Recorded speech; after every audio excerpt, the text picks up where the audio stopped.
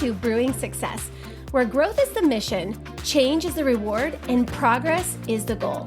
I am your host, Andrea Gebhardt. I'm a former educator turned passionate entrepreneur whose desire to create impact has never wavered. I've spent the last decade teaching, mentoring, and coaching people on how to create success in their lives and businesses with proven strategies and systems that not only bring about change, but big results. When it comes down to it, teaching is my specialty, leadership is my jam, and inspiring you to live a bigger, fuller life is what I'm all about. This podcast will give you the knowledge and tools you need to brew success in almost any area of your life. You're going to walk away each week feeling inspired, motivated, and ready to step outside your comfort zone and into the next level of who you're meant to be. Now let's get into today's episode. All right, welcome back to the Motivation Mastery series. Today we're in part 4, Staying Motivated in Tough Times. What a series this has been. Not only have we unpacked motivation to really understand how it works, but we've learned how to become more self-motivated, the secret to motivating others, and now how to sustain motivation even when times are tough. And so I'm going to start off today's episode by saying that if you stand for nothing, you're going to fall for everything. If your motivation, listen to me, if your motivation is at the mercy of the times, meaning your motivation changes based on people's attitudes, mindsets, the economy, political issues, all the things happening around you. If the environment and the circumstances of the world impact your motivation, here's why that happens. Because you have yet to plant your flag. You are not living your values and you are not disciplined. And this may sound a little harsh, but it is the truth. And that's what we're here for. We're here for what we need to hear, not necessarily what we want to hear. So again, if your level of motivation, wavers with the ebbs and the flows of the economy and all those external factors, and even how you feel, if your motivation changes based on how you feel, then we've got some major work to do.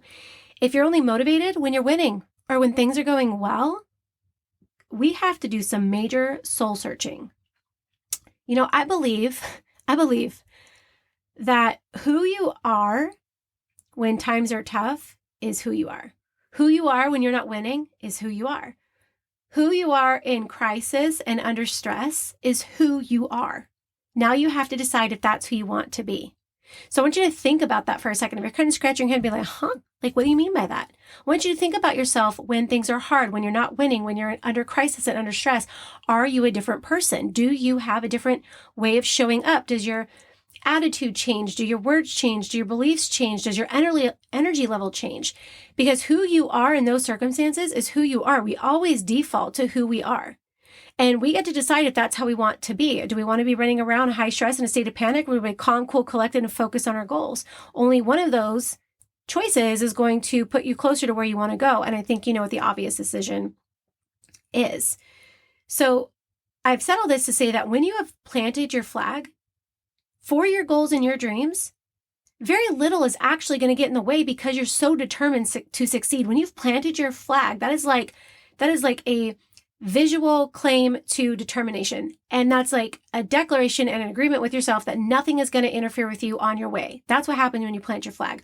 When you live your values, you're the most authentic version of yourself, no matter what is happening around you. When you're truly disciplined, how you feel has very little to do with what you do. You actually disassociate feelings from actions because you do what needs to be done because you know it needs to be done. You don't make decisions based on how you feel. You don't make actions based on how you feel. You're disciplined to what you're doing because you are living out your values because you have planted your flag. Those all work together synergistically. There are always going to be things that are changing around you, and tough times are always going to be taking place. Tough times are inevitable. They're always around the corner. And if you right now are not in a challenging season and things are going really well, then hang on because it's coming. And I want to say that that's not a doomsday mindset. It's just reality. We all know that leadership and success is a series of ups and downs. So we need to learn how to navigate them equally. It's easy. It's easy to let motivation slip away when the going gets tough. So we've got to develop resilience in this area so we can sustain motivation, so we can push through even in the most trying of times. And again, I say all this to say that challenges are normal. Sucky times are a part of the journey, and it's never going to be perfect. It's not supposed to be perfect.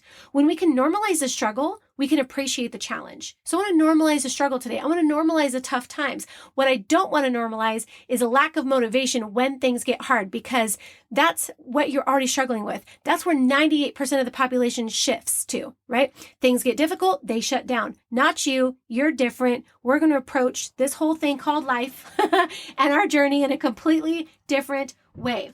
So here are a few simple ways that you can maintain motivation even in the face of adversity. So when you feel like, or when you're in tough times, or when things are happening all around you and you're feeling unmotivated, first you got to find out why you're not feeling motivated.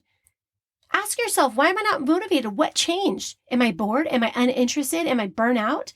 Am I too focused on external circumstances? Am I struggling with imposter syndrome?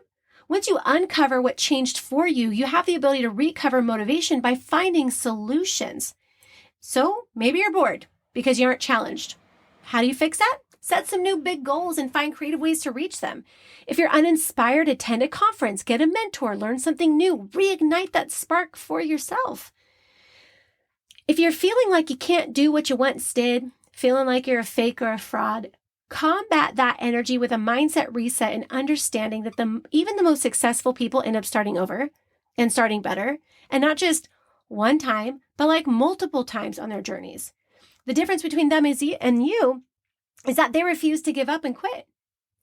You also need to understand that you are worthy, deserving, and qualified for this journey that you are on.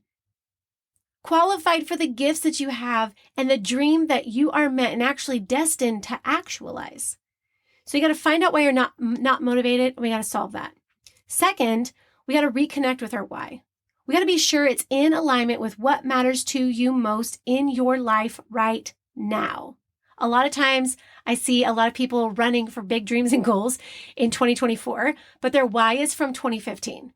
And they've changed a lot, and life has changed a lot, and things are very different, yet they're still operating off of this why from way back when. And that's why their motivation is suffering, because it's not relevant. It doesn't mean as much. The connecting piece between them and the why is weakened over time. So we gotta revisit that. We have to make sure that it's in alignment with what matters to us most in this point in our lives. Often when motivation begins to fade, so has our connection to why we are doing what we're doing. So this is imperative during tough times, because it's easy to get distracted with what is happening around you, and you tend to lose sight of what matters most. So if you're feeling unmotivated, take the opportunity to sit down and ask yourself, why am I doing this? What's the big picture? What's the end goal? What is that going to provide? What is that going to do? What is that going to change? And when you start to unpack that, you'll feel yourself on a cellular level, an energetic level, starting to shift and change and get excited to become motivated. The next thing is you want to set some new goals.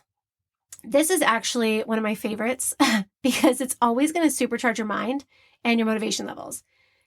Setting new goals, there's just something magical about it.